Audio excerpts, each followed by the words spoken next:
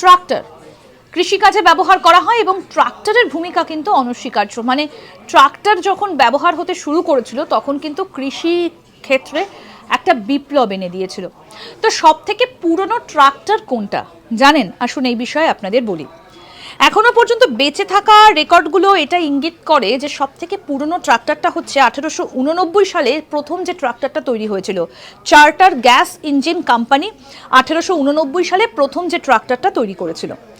প্রথম নকশাটি একটি বাষ্প ট্র্যাকশন ইঞ্জিন থেকে চাকা এবং ট্রান্সমিশন ব্যবহার করা হয়েছিল এবং একটা অটো দ্বারা নির্মিত একক সিলিন্ডার পেট্রোল ইঞ্জিনের সাথে জয়েন্ট করা হয়েছিল।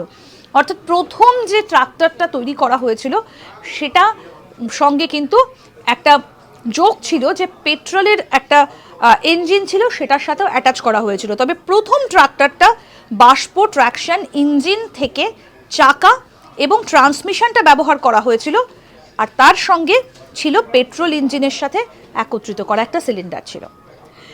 এরকম আরও অনেক অজানা আপডেট পেতে দেখতে থাকুন আজ তাক বাংলার ইউটিউব চ্যানেল, সাবস্ক্রাইব করুন।